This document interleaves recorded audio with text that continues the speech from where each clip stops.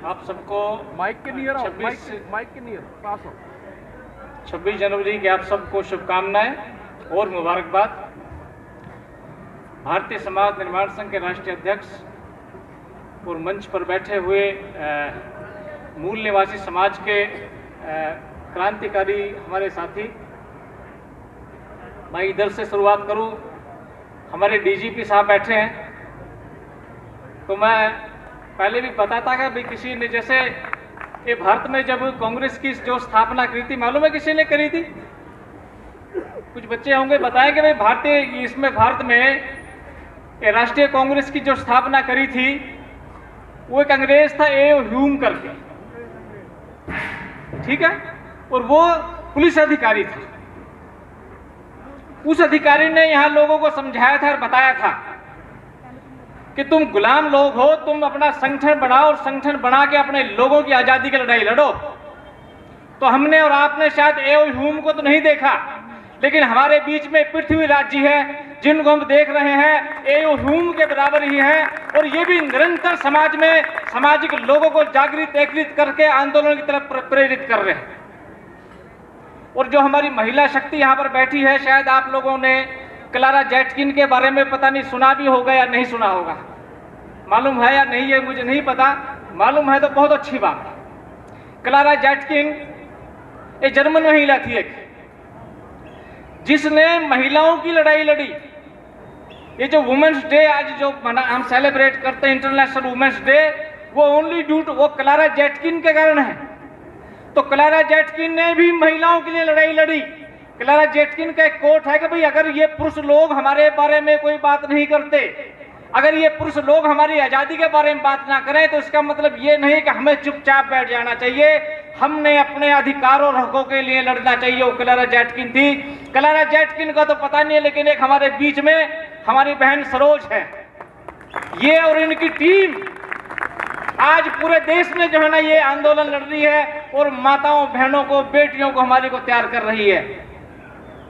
एक और बहुत बड़े क्रांतिकारी प्रोफेसर हुए हैं, अंग्रेज हैं वो भी, लेकिन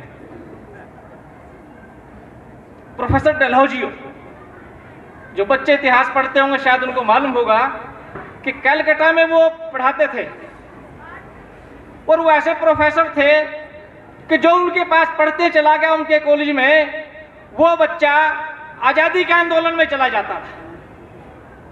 तो यहाँ की जो बड़ी कास्ट के, जो हायर कास्ट के जो दूसरे लोग थे, उन लोगों ने अपने बच्चों को उनके कॉलेज से निकालना शुरू कर दिया कि ये हमारे बच्चों को गलत राह दिखा रहा है, कि वो आजादी के जो आंदोलन में वहां भेज रहा है, बच्चे जेल में जाएंगे, बच्चे पकड़े जाएंगे, बच्चे इस टाइप से होंगे। इतना क्रांतिकारी प्रोफेसर था डलहौजियो, जो अंग्रेज था। हमने डलहौजियो को नहीं देखा, लेकिन हमारे बीच में आज भारत की बहुत बड़ी यूनिवर्सिटी जिसका इंटरनेशनल नाम है, दिल्ली यूनिवर्सिटी के प्रोफेसर डॉक्टर परमजीत साहब हमारे बीच में हैं। और अगर किसी को यकीन ना हो तो यहाँ जो बैठे हुए बच्चे वो एक बार इनको हाथ मिला के देख ले, इनको टच कर ले, 1000% कह रहा हूं करंट लगेगा। और ये प्रोफेसर ही नहीं है, ये लोगों को प्रोफेसर बनाते हैं। ये वो प्रोफेसर हमारे बीच में है, और जो समाज के बीच में आकर के लोगों को प्रेरित उत्प्रेरित करते हैं, स्टूडेंट्स को प्रेरित उत्प्रेरित करते हैं, और उनको इस तरफ आकर्षित करते हैं कि वो आकर के लोगों के लिए समाज के काम करें। सिर्फ प्रोफेसर बन के ही पढ़ाई लिखाई सीमित ना करें, अपने लोगों को। और एक आंदोलनकारी साथी को तो मैं सोचता हूं शायद दिल्ली भर के तो सभी लोग जानते होंगे,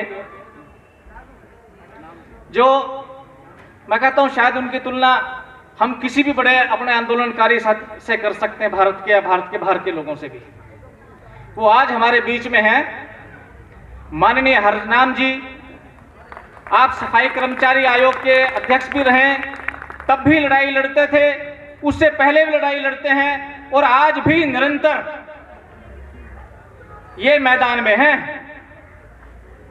और मैदान में हैं इसलिए ही आज ये वजीरपुर के मैदान में भी है। साथियों, मैं ये थोड़ी सी आप लोगों को यहाँ का डिस्क्रिप्शन मैंने आप लोगों को दिया कि संविधान के बारे में तो काफी चर्चा करेंगे। मैं 2-3 बातें संविधान के बारे में रख दूं कि भाई ये संविधान में ये जितने भी जो हमारे ऊपर जो कुप्रथाएं थी, ये अनगिनत ऐसे जो कानून थे, धार्मिक कानून थे, जिन्होंने हमारी ही नहीं मनुष्य की आजादी को छीन रखा था, जो लागू थे, जिनको आप कोई भी स्मृति कह सकते हो, और इस तरीके के जो कानून थे, उन सब कानूनों का बंदोबस्त बाबा साहब ने संविधान के द्वारा आर्टिकल 13 में किया। 13 में, वो 13 में लगा करके जितने भी जो हमारे ऊपर कानून थे, लागू थे अमानवीयता के, उन सबको नेस्तनाबूद किया, खत्म किया। इसी कारण हमारे देश के अंदर ये लोग 13 नंबर से बहुत घबराते हैं, और हमें भी शायद यही अनजाने में बता देते हैं कि भाई 13 नंबर को नहीं रखना चाहिए। 13 नंबर अशुभ उनके लिए है, क्योंकि उनके कानूनों का बाबा साहब ने बंदोबस्त किया, और शुभ हमारे लिए इसलिए है कि बाबा साहब ने उनके खत्म करके हमारा आजादी का रास्ता खोला। आर्टिकल 17 बाबा साहब ने लिखा, जिसके कारण अनटचेबिलिटी हमारे लिए आजाद करते थे। तो बाबा साहब ने आर्टिकल 17 जो है संविधान का, उससे हमारी अनटचेबिलिटी अगर कोई करेगा तो उसको सजा होगी, वो कानूनी जुल्म होगा। मैं ऐसा समझता था सर कि बाबा साहब ने शायद ये जो आर्टिकल 13 लिखा है 13, क्योंकि अमेरिका में जो आर्टिकल जो अमेंडमेंट उन्होंने किया था, वहां के राष्ट्रपति साहब ने अमेंडमेंट 13 जो किया उन्होंने आर्टिकल 13 में अमेरिका में, वहां उन्होंने गुलामों को आजाद करने का वो अमेंडमेंट हुआ था 13। मैं ऐसा मानता था कि शायद भाई बाबा साहब वहां से प्रेरित हुए होंगे और इसलिए आर्टिकल 13 रखा होगा, लेकिन मैं ऐसा मानता हूं कि आज मुझे समझ में एक बात और आती है कि बाबा साहब ने आर्टिकल 13 इसलिए भी रखा कि अगर कल को ये आजाद भारत में अगर यहाँ के दुश्मन लोग, यहाँ के शासक आजकल के जो लोग हैं, वो अगर दोबारा से यहाँ पर कोई धार्मिक सत्ता कायम करना चाहे, तो ये आर्टिकल 13 आप लोगों को लिए बता के बनाया गया है, लिखा गया है, उन लोगों को आर्टिकल 13 का सहारा लेकर के रोका जा सकता है। इसके अंदर किसी धर्म की स्थापना नहीं कर सकते, इसके अंदर कोई धार्मिक राज्य स्थापित नहीं कर सकते। ये आर्टिकल 13 हम लोगों को अधिकार देता है इस चीज के लिए। और आर्टिकल 51 बाबा साहब ने इसलिए लिखा इसमें कि हमने भारत के लोगों ने ये अधिकार, तो ठीक है जो फंडामेंटल राइट्स हम लोगों ने है, हम लोगों को ये भी बताया गया कि हमने इस देश के अंदर सामाजिक क्रांति के साथ साथ में साइंटिफिक वे में सोचना, साइंटिफिक वे में सीखना, साइंस का विचार और प्रसार करना, ये आर्टिकल 15 में हम लोगों को बताया हुआ है, वो हमें करना है।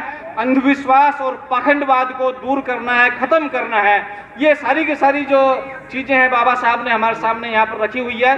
संविधान मात्र एक पुस्तक नहीं है, वो हमारी आजादी का दस्तावेज है, वो हमारे पुरखों द्वारा लिखी गई वसीयत है हमारे पास, हमारे नाम में। और वसीयत को अगर हम पढ़ेंगे नहीं, वसीयत को हम देखेंगे नहीं, वसीयत को हम जानेंगे नहीं, तो हम उसमें से अपने अधिकार कुछ नहीं ले सकते। अगर हमारे बाप दादा या पिताजी ने कोई वसीयत लिख के रख दी हो और मेरे नाम में उसमें कोई प्रॉपर्टी यहाँ कर दी हो, या सुरेश जी की जिम ये मेरे नाम में कर दी हो, तो मैं उसे लूंगा कैसे? मैं उसे तभी लूंगा जब उसके बारे में मुझे पता होगा। तो उसको हम जाने, देखें, करें। और ये जो संगठन है इसके बारे में राजेश जी ने जैसे बताया, इससे जुड़े और जुड़ करके इस समाज के निर्माण में अपना योगदान दे। मैं एक बात कह करके अपनी बात खत्म करूंगा कि ये जो भारतीय समाज निर्माण संघ को मैं अंकित कर रहा हूं कि भाई इस नदी की धार से ठंडी हवा आती तो है, इस नदी की धार से ठंडी हवा आती तो है, ये नाव छोटी ही सही पर सागर से टकराती तो है। धन्यवाद। जय भारत, जय भीम, जय मूल निवासी। धन्यवाद रमेश जी, एडवोकेट है रमेश जी, तो संविधान का तो जिक्र होना ही था। हम धन्यवाद देते हैं आपको कि कम समय में आपने अपनी बात रखी। हमारे बीच में डॉक्टर सिंगन जी हैं, सिंहासन जी हैं, SC/ST मोर्चा से वो आए हुए हैं, हम उनको इधर आमंत्रित करते हैं। और ये चाहेंगे कि समय की नजाकत को समझते हुए वो 5 मिनट में अपनी बात रखें। डॉक्टर साहब जोरदार ताली बजाकर इनका स्वागत कीजिए। साथियों, जय भीम।